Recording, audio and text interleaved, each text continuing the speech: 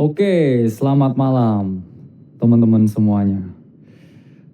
Kembali lagi dengan saya, tak lain dan tak bukan ya, Mr. Kalimasada ya, dari Akademi Kripto.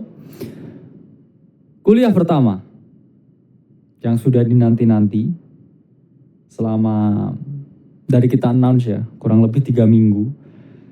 Karena banyak hal yang harus dijustifikasi dan saya mulai menyukai ya konsep baru ini. Konsep dengan kesunyian ya, ketenangan. Tapi di situ saya bisa lebih tenang memasak ya. Dalam artian kenapa densitas dari informasinya dikurangi? Karena kita benar-benar filter bukan di segi kuantitas ya, tapi di kualitas apa yang kita ungkapkan. Dan semua nanti akan research base sehingga teman-teman di sini bisa ikut memasak sendiri juga ya. Jadi itu harapannya karena kita akademi bukan hanya sekedar kelas VIP biasa. Itulah kenapa sekarang ada kuliah juga dan materinya ini dibilang menyimpang dari kripto juga enggak. Karena antara finance dan semua tentang finance ini juga berkaitan erat dengan kripto. Jadi ini adalah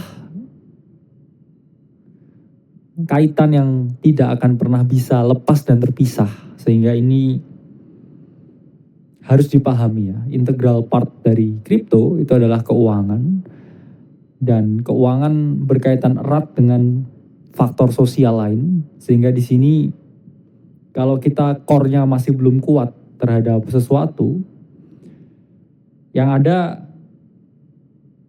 ya berbagai kasus yang kita lihat ya ketika community-nya ini jalan.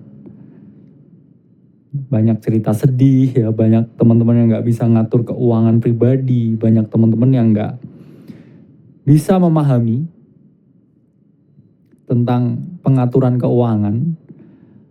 Karena sama aja kripto, trading, investing, apa bedanya sama punya bisnis? Apa bedanya sama ngatur keuangan pribadi? Kalau punya bisnis ya ngatur keuangan pribadi aja berantakan, saya yakin di trading juga berantakan. Kalau teman-teman ini nggak punya jangkar dari segi ilmu, dari segi capital, dari segi manajemen, dari segi emosi ini untuk jadi better ya sulit ya. Dan ya lumayan ya 3.500-an. Karena yang semangat kayaknya kalau live trading ya. Trade. Tapi nggak apa-apa ya, ini adalah fundamental yang sangat jelas dan nanti pun nggak hanya cuman ini kuliahnya. Ada kuliah tentang blockchain, kuliah tentang kripto yang lain. Karena kita selalu mix ya. Jadi dalam satu bulan ya ini ada quotes on quotes 2 mata kuliah Senin dan Kamis. Yang mana Senin ini lebih ke finance in general, dan yang kedua ini tentang crypto trading, investing, etc. ya, all about crypto things. Dan kenapa pilihnya Senin? Ya karena saya selalu tahu, karena saya dulu dosen, pelajaran yang nggak disuka itu dikasih di hari Senin. Harapannya at least ketika mahasiswa ini semangat ya. By the way, set saya masih belum jadi ya, bentar lagi jadi. Senin tuh mereka cenderung semangat ya. Jadi kalau dikasih yang pahit, ya at least ketika mereka semangat, biar mereka tahu ya hidup ini pahit. Bukan curhat tapi that's it ya, pahit. Ya, dimulai nggak ini ya? Oke lah, 3.800. Mari kita mulai.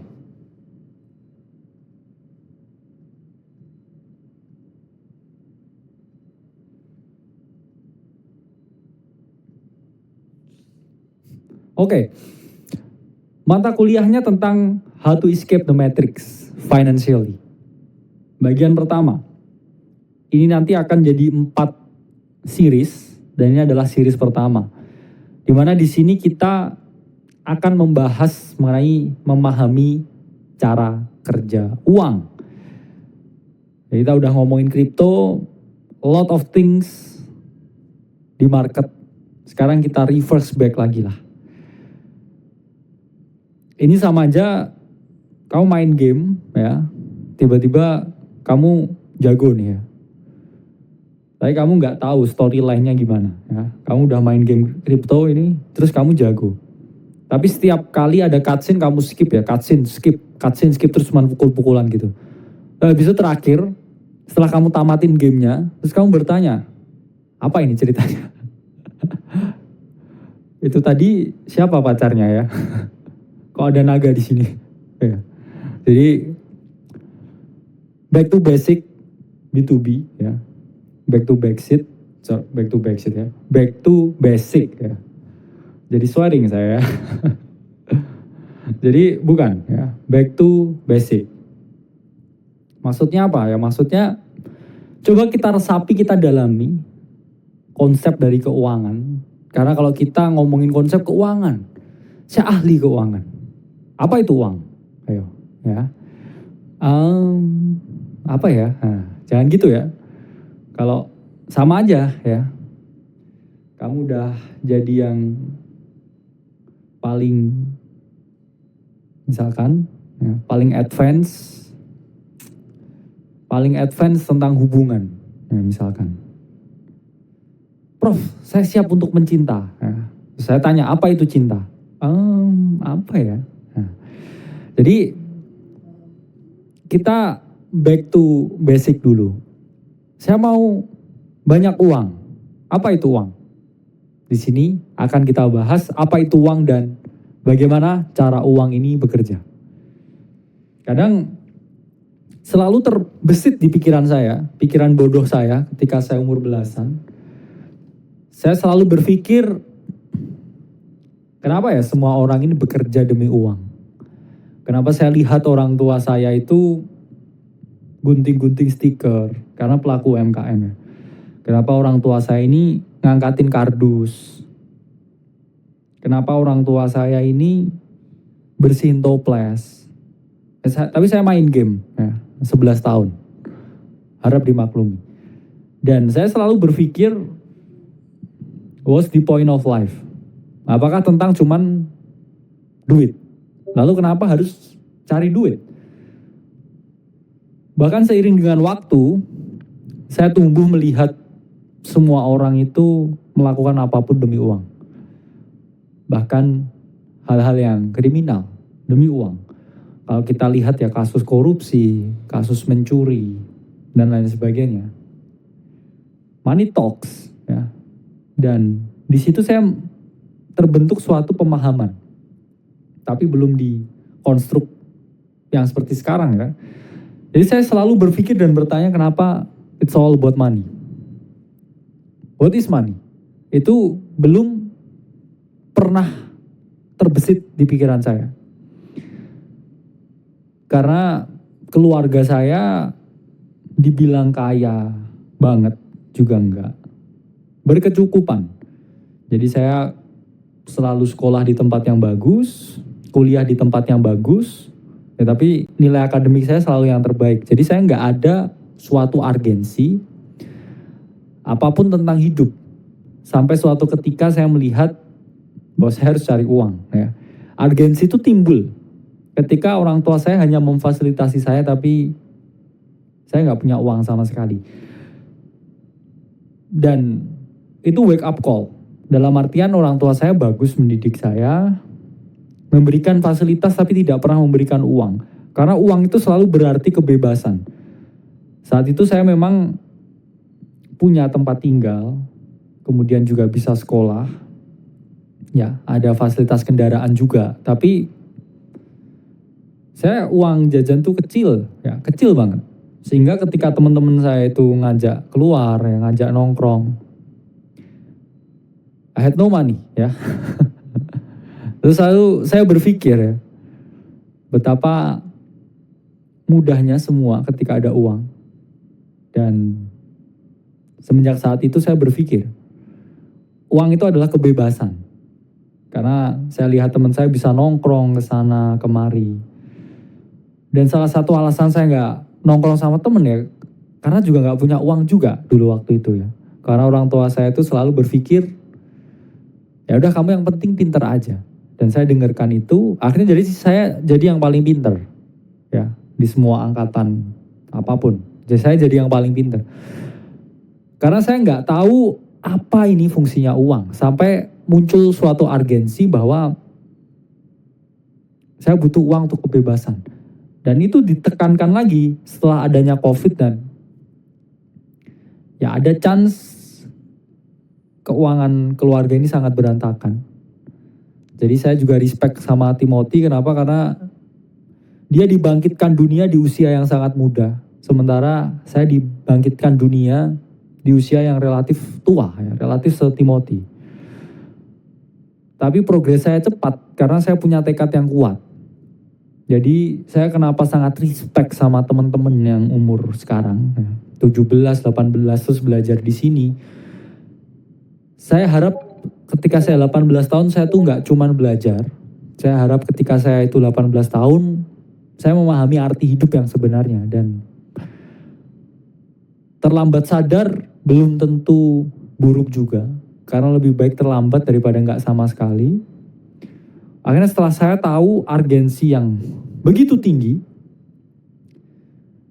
saya pastikan ya, semua sel di otak saya gunakan ya, otot di tubuh saya gunakan. Saya bahkan bekerja sampai 5 pekerjaan sekaligus sambil kuliah S2, S3. Jadi hampir 24 jam bekerja sambil berinvestasi di market kripto.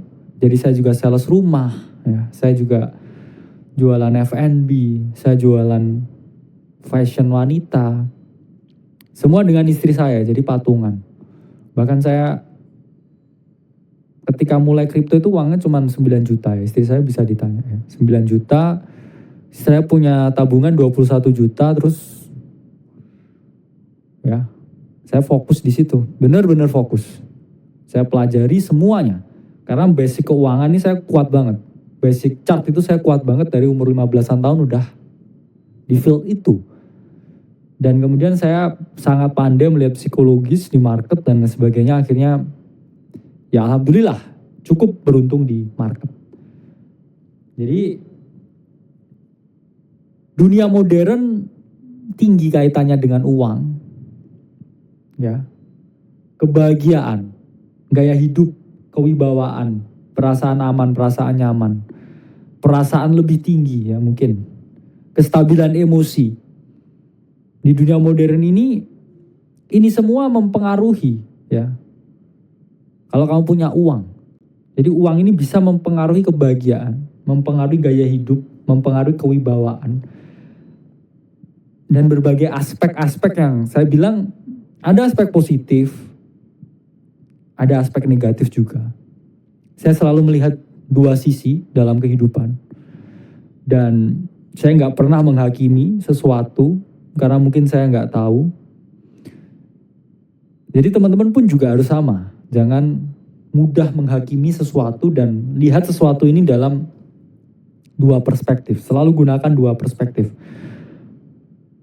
Timbul pertanyaan ya, kenapa kok seakan-akan semua masalah di dunia ini udah ya, ujung-ujungnya duit ya, duit lagi ya, duit lagi. Keluar mau parkir duit lagi. Di lampu merah ada yang minta-minta duit lagi. Terus habis itu mau beli minum, duit lagi.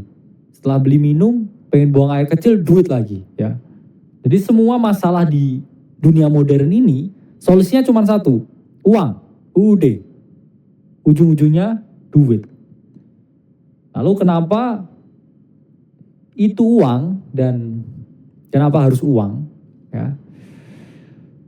Karena ini ada riset dari Reason di tahun 2020 yang menunjukkan teman-teman fakta bahwa di dunia modern ini one single faktor ya, dari semua faktor yang paling dominan untuk mempengaruhi kebahagiaan manusia itu adalah uang.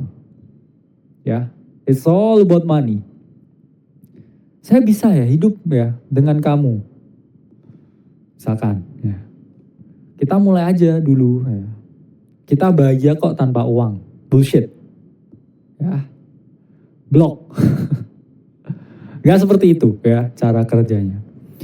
Tapi saya memang di believer yang kalau cocok mulai aja dulu di hubungan ya. Tapi kalau masalah uang, ya itu tetap harus ada lah ya. Kenapa? Karena kalau teman-teman ini nggak ada uang sama sekali, saya jamin ya, kebahagiaan itu akan sulit diraih di dunia modern ini. Bukan nggak mungkin ya, tapi sulit untuk diraih. Karena everything needs money ya. Bernafas saja butuh uang sekarang. Kayak ke mall butuh uang.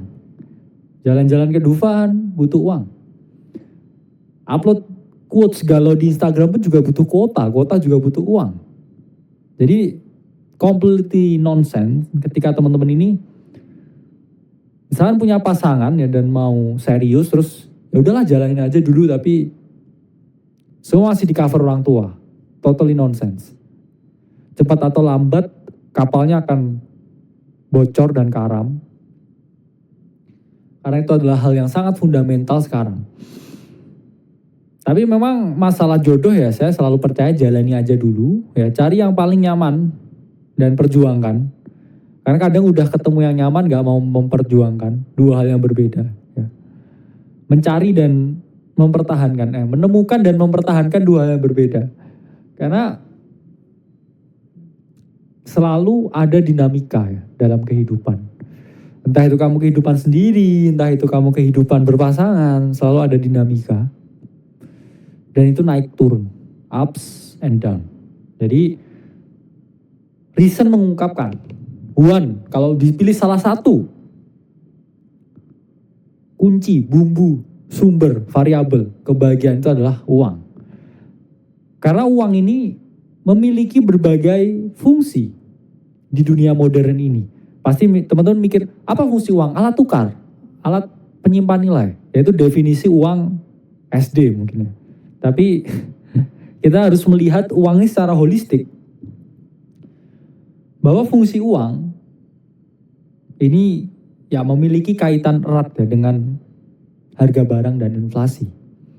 Feeling of safety, paradox of choice dan kebebasan memilih, serta status game. Pertama kita ngomongin lah ya.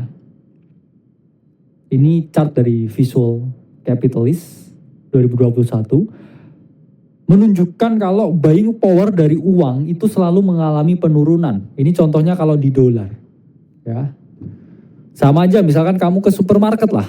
Satu kresek itu mungkin 100.000 beberapa tahun yang lalu dapat penuh ya. Tapi sekarang 100.000 itu paling cuman dapat 3 item ya. Paling pomade, kemudian pencukur kumis, ya sama gel pencukur kumis 100.000. Dulu 100.000 ini saya masih ingat ya dalam zaman kuliah, dulu saya bisa beli mie instan, saya bisa beli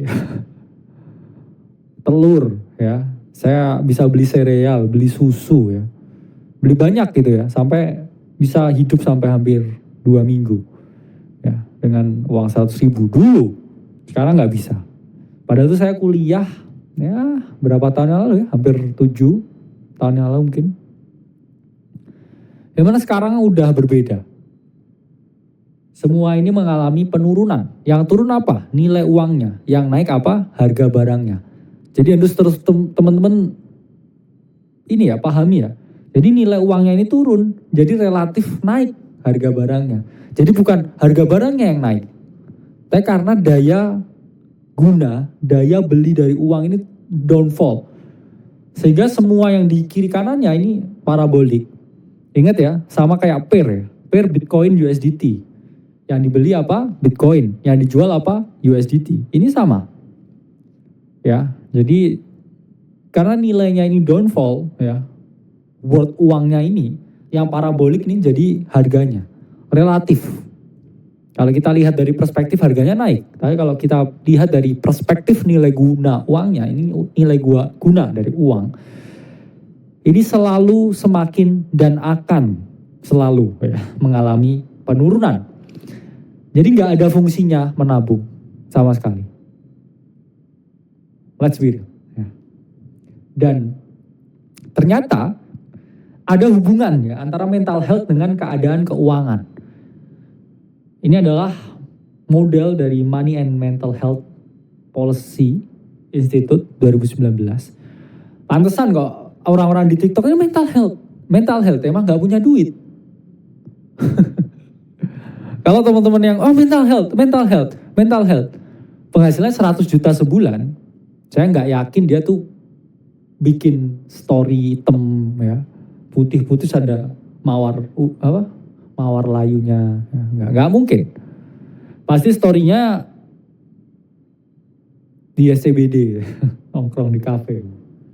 Tapi kalau pulang waktu lebaran dikatain tantenya tetap marah gitu.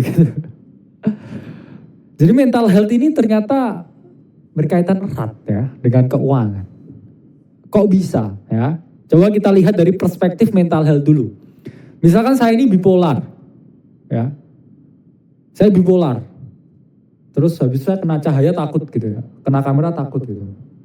Apa yang terjadi? Ya jelas saya juga nggak bisa kerja. Gimana caranya saya kerja? Kalau saya lihat orang aja malu, lihat kamera takut. Sehingga saya pasti jelas nggak bisa menghasilkan income. Sehingga saya mengalami yang namanya financial difficulty. Dan ketika financial difficulty saya kena, ya saya tuh jadi nggak pede, tambah stres, tambah anxiety yang mana ya akhirnya membawa mental health problem. Balik lagi, kalau kita lihat dari perspektif financial difficulty, misalkan oke, saya nggak kerja, 25 tahun nggak kerja full time gamer, ya, content creator, ya, gamer seganteng idaman. Ya. Terus kamu nggak punya duit nih, 25 tahun nggak punya duit, apa yang terjadi? Ya kamu lama-lama stres ya, gelisah. Lihat story temen, aduh kondangan. 25 belum kerja, aduh kondangan. Ya, terus temanku manajer di perusahaan A. Yang mana kamu juga akhirnya kena mental health juga. Sehingga memang bukan salah mereka ya. Karena semua orang punya mental health issue, cuman derajatnya yang berbeda. Jadi di sini teman-teman harus memahami ya, mental health problem, financial difficulty, bahkan yang punya banyak duit pun ya bisa kena yang namanya financial difficulty. Too much money is also a problem. Itu juga bisa bawa ke mental health problem ya.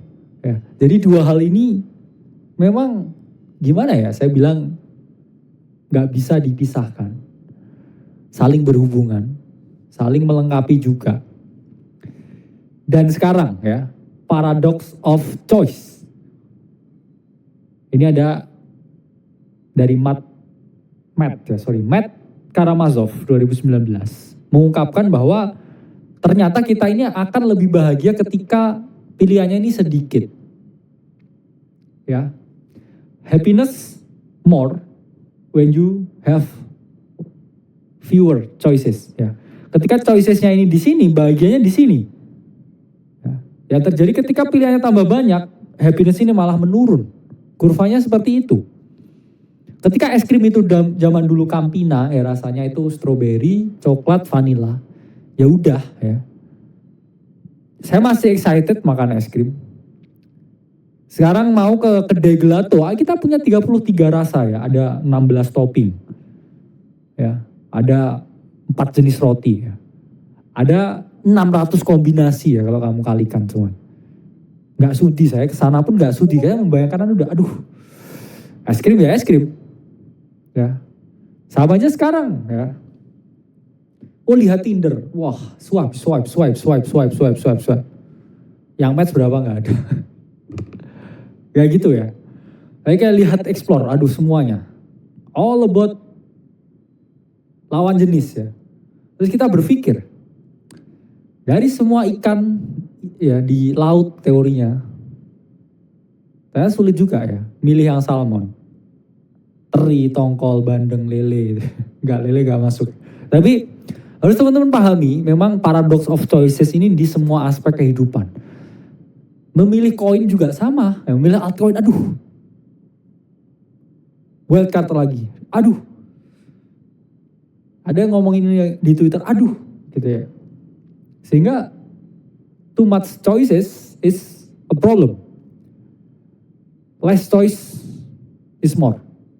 Itu yang saya pelajari, itu yang kita pelajari, itu yang kita lihat sekarang.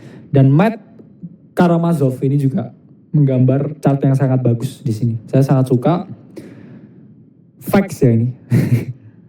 Kalau saya komen facts pakai emot 100, facts. Dan ini facts, ini fakta. Dan terakhir, nggak ada yang mau di bawah. Saya paham. Tapi nggak semua juga itu bisa naik ke atas. Sulit. Dimana di sini dari Wikimedia diungkapkan kalau 87,8% di semua negara yang ada di dunia ini belongs to the 10%. Jadi 10% orang ini menguasai hampir 90%. Terus wealth-nya ini 10% diambil middle class yang hanya 40%. Dan bahkan 2% wealth ini di 50% lower class. Dan kalau teman-teman lihat videonya Bro Timothy, ntar at some point middle class ini udah hilang. Kita antara bisa naik atau bisa turun. Dan the best Korean movie of all time, Parasite, itu juga menunjukkan betapa sulitnya naik kelas sosial tertentu. Dan ketika teman-teman mau naik kelas sosial, luar biasa sulit. Jadi nggak ada yang gampang. Saya di titik ini duduk di sini ngasih edukasi itu juga pernah kehujanan naik motor, ngelisting properti 6 tapi juga di PHP semua. Ada mau closing properti, tiba-tiba orangnya telepon ya, saudaranya mati, nggak jadi. Padahal mau tanda tangan ke notaris. Setelah saya setahun kerja itu nggak ada sama sekali. Ya makan mie instan, ya. Itu pun saya juga masih kayak ngadopsi banyak kucing di jalan gitu. A lot of pain, ya. Itulah apa yang kita lihat sekarang, itu nggak apa yang kita rasakan. Dan apa yang kamu lihat sekarang, hanya saya yang bisa merasakan. Nggak semuanya juga bisa terlihat di kamera. Jadi di bawahkah, terus saya naik ke tengah, naik ke atas. Life is not about doing happy things, tapi doing whatever it takes to make maybe a better world, ya. Karena saya juga memang keluarga cukup ya bisa enough, tapi dulu saya juga dari background yang sangat